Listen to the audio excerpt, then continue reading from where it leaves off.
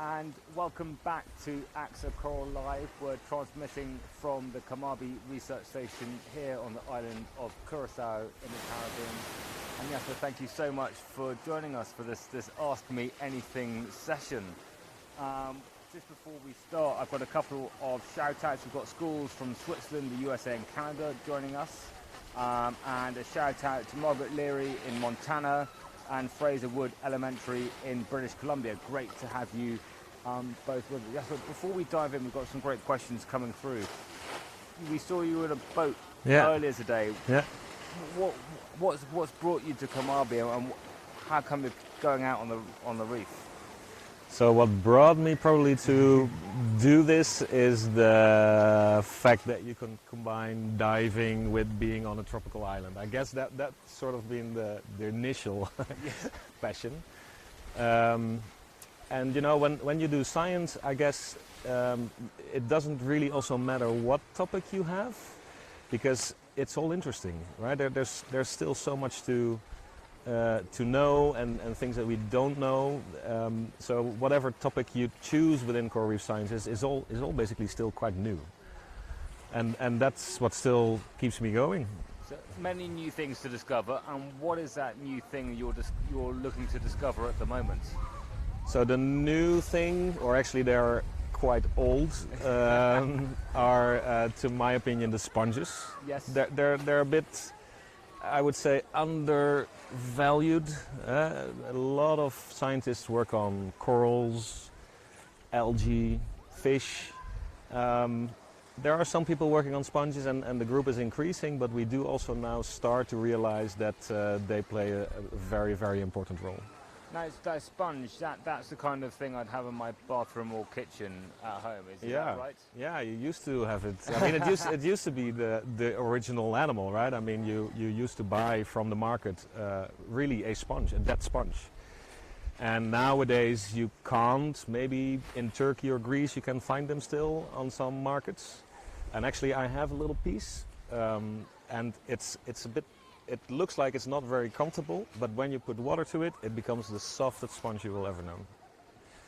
But nowadays they're plastic, right? Yeah. Plastic. But they're an animal. Is that right? You're washing yourself with the sort of dead structure of a skeleton of an animal. Yeah. It's collagen. I don't know if that rings a bell to most of the children, but the skeleton is not made of bones, but basically collagen, what is in your skin and what makes your skin be elastic, for example.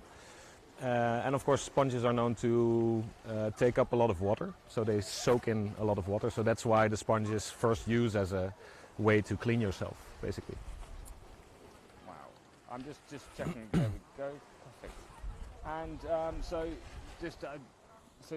I've heard something about poop. Yeah, sponge poop. Yeah? Yeah. That's the discovery. That was my big discovery. Yeah?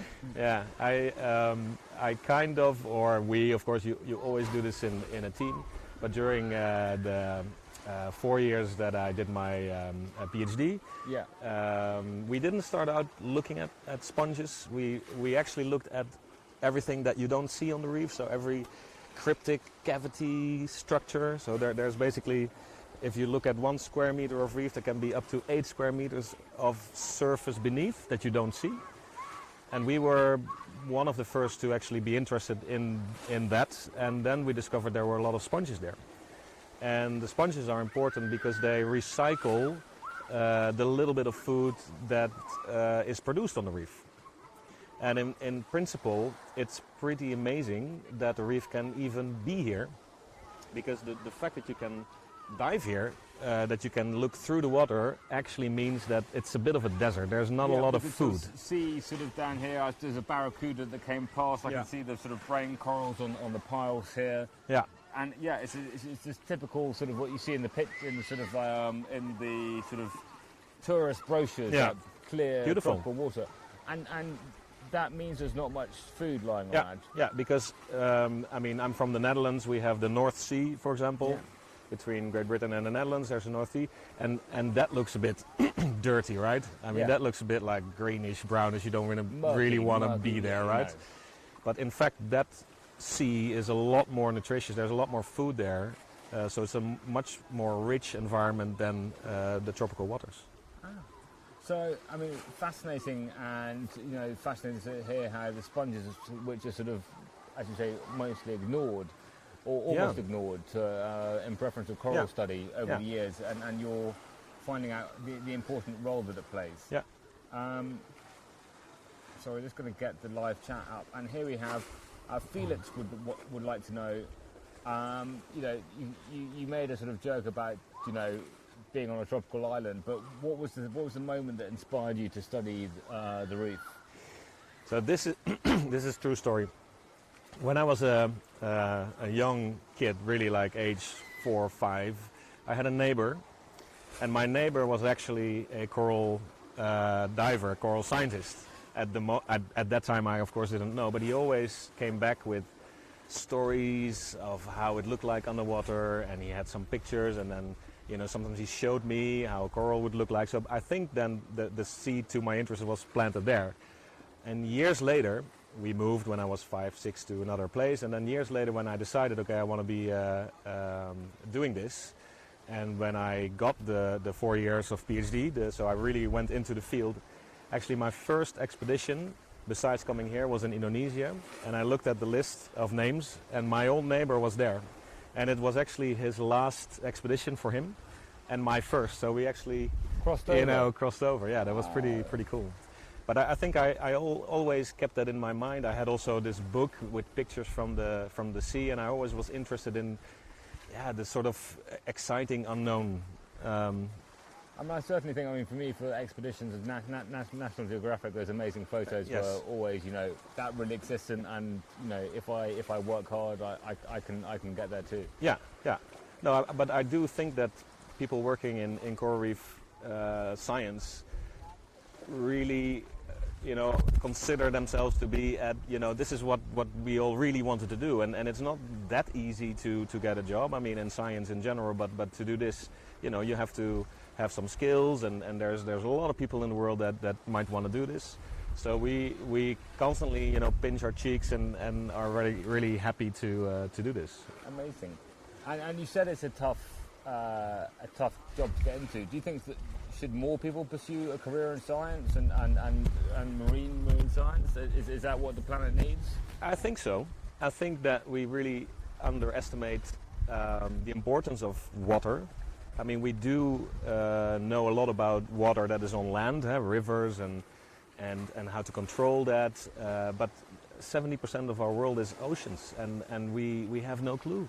And basically, sometimes I teach high school children, and then I ask them, what kind of lessons do you actually get in marine science or in marine biology in general? What do you know about the oceans? And basically, I cannot remember in my own biology classes that I ever learned anything about the ocean, which is kind of weird.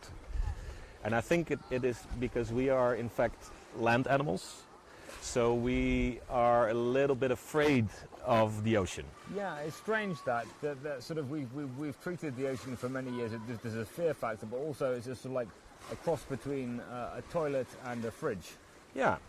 There's more people went to space or even landed on the moon than at the deepest point of our own planet. It's also much more difficult to get there. And everybody knows how probably difficult it is to get into space, right? Yes. It costs a lot of money. But apparently we choose to put some money in going to space. But if you really want to explore the oceans, I think that it's fair to say that that will not go for free, and yes, we need more people because it's such a big environment, right? And it's so important. Well, I think that's the case. I think that someone was saying that something like 0.001% of the ocean has been properly biologically sampled. Yeah, I'm not sure. I know that there are some initiatives now of exploration going on and mapping. So that's the first step. What is there to go down and actually map the surroundings? But I'm not sure about the exact number, but I guess it's less than 10% of our planet. Well, I think there's the mapping piece, and then there's actually going to do we know what? Yeah. Yes, we might know how deep it is, but realize this. We have Google Earth, right? We can go to every spot on soil, not water, but on soil, Yeah. and go pretty details, and even see your own house, or Yeah. even see someone riding a bike, or Yeah. in a car. If you go to any grid in the ocean, what do you see? Nothing. Why not? Because you can't see through the water, right? So you see water, water, water, water, water. But I can tell you, if you go down there, it's beautiful. You have coral reefs at 200 or 300 meters depth Yeah. that are colorful, that are amazing. You have, at 600 meters, you have sponge reefs, kilometers of real reefs made of sponges, of glass. You go deeper, you have volcanoes, you have mud volcanoes, and you have all kinds of life there. It's just amazing.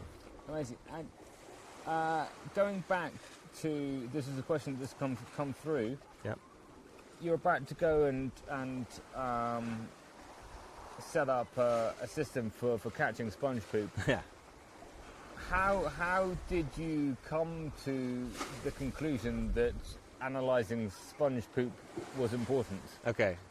This is actually it's a nice question. I'm not sure if I can give you the short answer.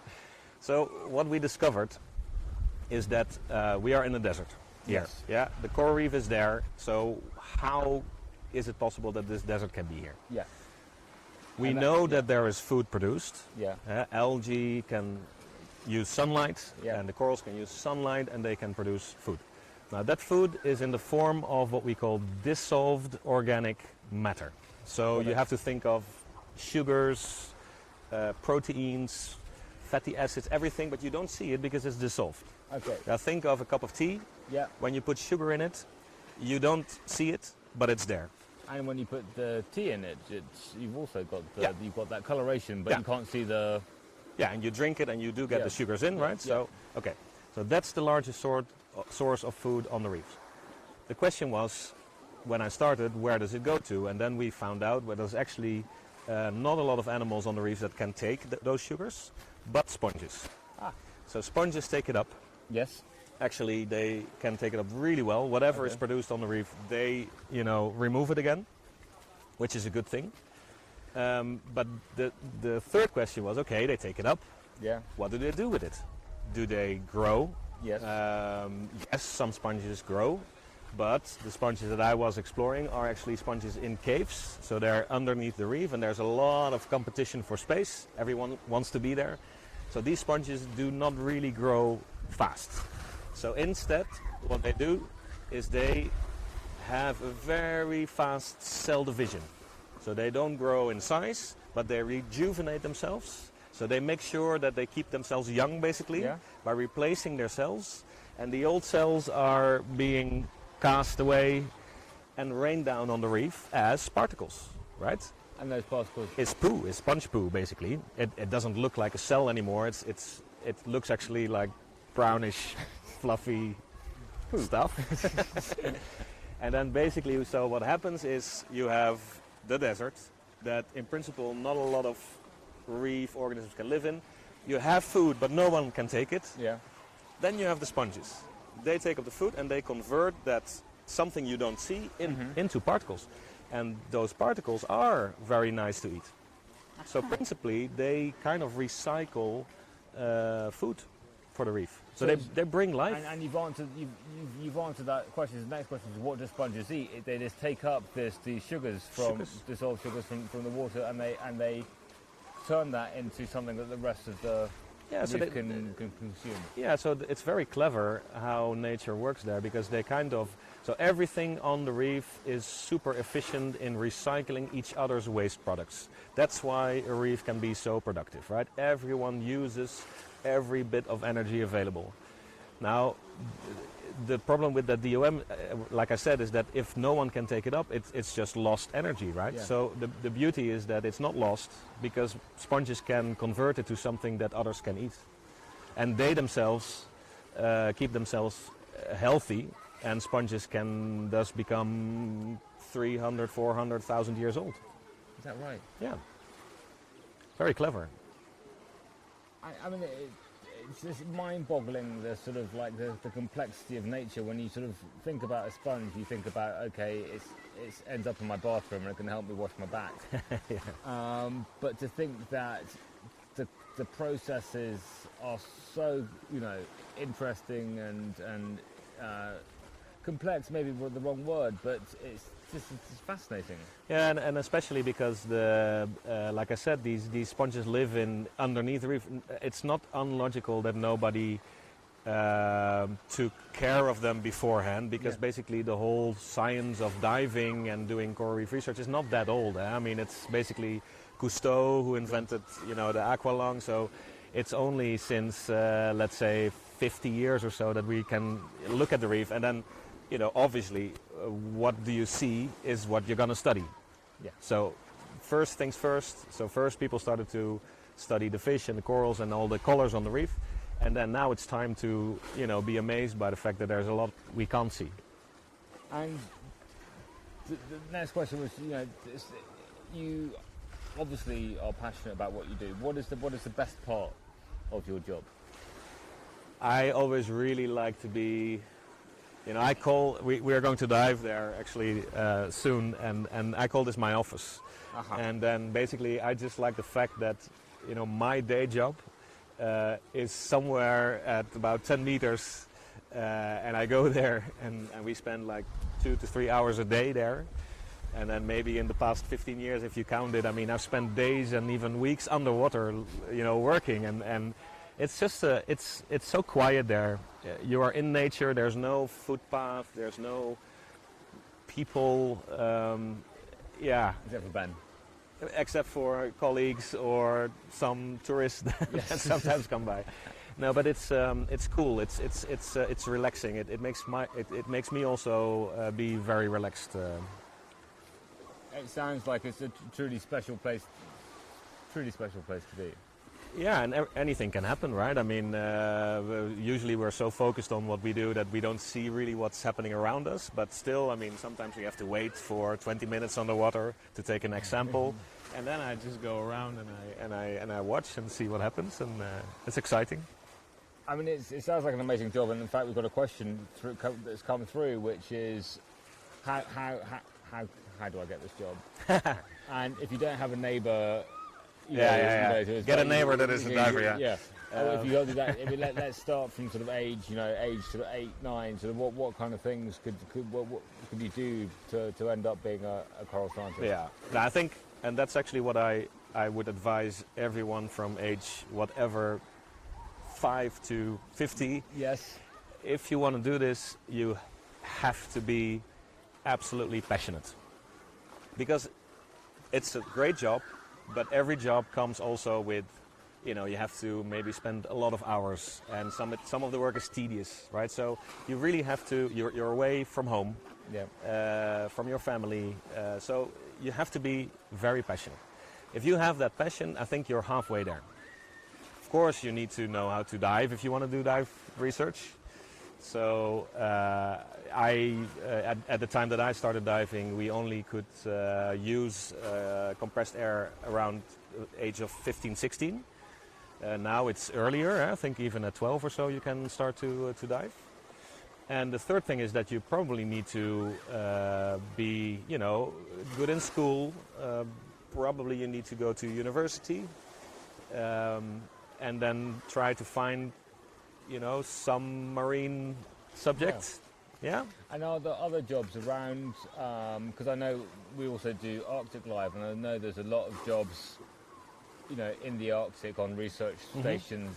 There's the electricians. Oh yeah, the guys sure, who do this, of course. If you're not going to do a doctorate, no, for those sure, people who aren't, that's sure. not the route for them. Are there other routes that they can take? Of course there are. I have to say though that there's not a lot of money involved in tropical coral reef science, so we do actually have to do a lot of these things ourselves. So I always say we're a little bit of MacGyver, right? We go in the water and we always have like zip ties and duct tape and PVC tubing.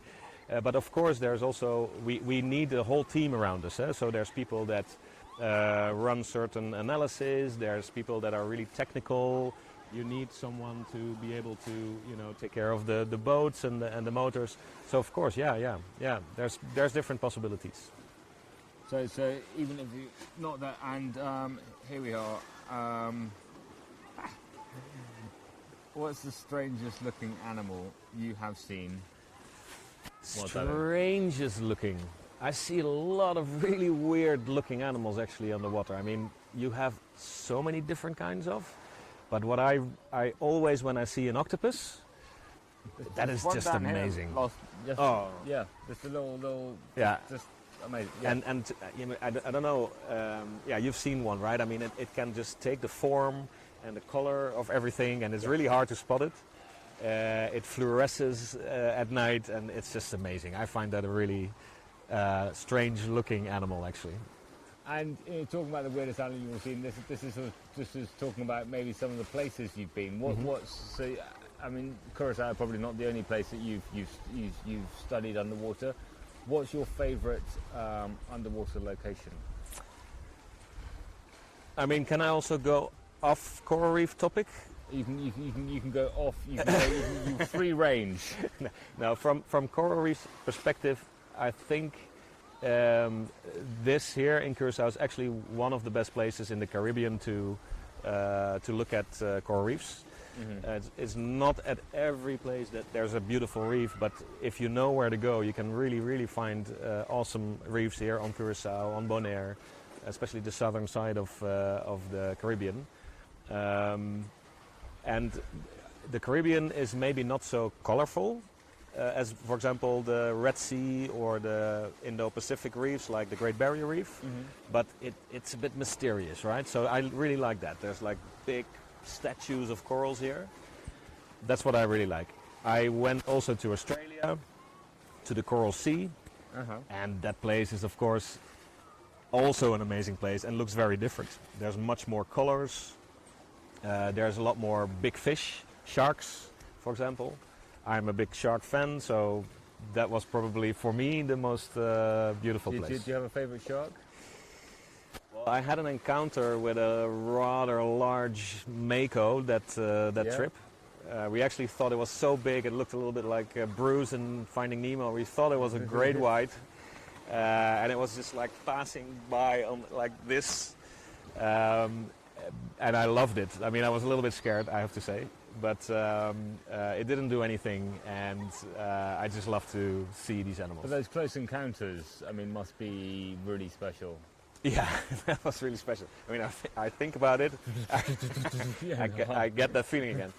So we actually heard that there was a big shark in the water, and we went down and I started to film, and I saw many sharks, but they were big sharks, but not reef sharks or grey, white tip, black tip reef sharks. Yeah, they can be quite big. And then suddenly my buddy was tapping me on the shoulder and was like, and I moved the camera, and in the far you see a really big shark, like a really big shark. We were like 5 meters deep and nothing underneath, like 30 meters of blue, nothing. And then I was filming it, and I thought I was at a safe distance, and then suddenly it turned towards us and slowly just started to approach us. And then basically I had to push it off because it was so close. But it was just being curious. Yeah. And it was just amazing and beautiful, I have to say. I didn't feel threatened at any moment.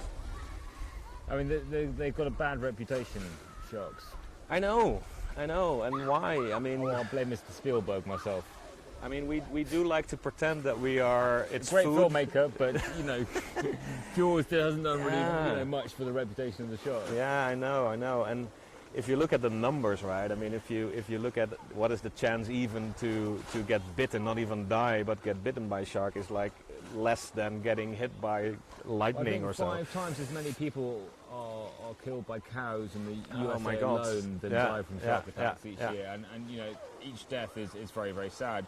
Yeah. But the statistics are sort of, and our perception are completely jumbled. I have been diving a lot with sharks, and again, I have never ever felt threatened by a shark underwater. Usually, when there's a shark attack, it's either because we pretend to be a sick seal, and that's a surfer, they look exactly, because actually they're very clever. They rather pick the ones that are a little bit sick, right? Yeah. Which is good for the seal population as well. Yeah. And if you are a surfer, you really look like a sick seal. So I'm not blaming the surfer, but I'm just telling, like, yes, then the chance is that something in nature starts to attack you. And the second thing is, when divers are spearfishing, Yeah. they sometimes also get attacked, which is again logical, because they have, they shoot something, they smell the blood coming from the spear, but it's never intentional. Actually, we are quite big as humans. Yeah. So even a large shark, And we've got crunchy metal bits on our back. yeah, they will be rather scared of us, I have to say. Yeah. You have to respect it. That's it. I mean, respect. Yeah, that's the word, probably. And we've got one more question, and then I think you've got to jump in We have in the to boat. catch some sponge poo. We're setting up the toilets now. Are you? Yeah. So we have these structures underwater with little funnels, and then the past days we took 4 different kinds of sponges, and now they're hanging upside down with a funnel underneath, and then we try to see how much poo they produce. That's Do what we do. you have any photos we could share? Or? Probably, yeah. I will make some. I will make some cool pictures and movies. Yeah, Perfect. promise. Last question. How long are you away from your family each year? Yeah. That's And do you miss them? interesting. Of course, I miss them. Of course, I miss them. Yeah. No, I mean, I have 2 small kids. Before that, it was always a little bit easier to maybe go away for not too long, but let's say 1 or 2 months. Yeah. And now, of course, it's a little bit more difficult, I have to say.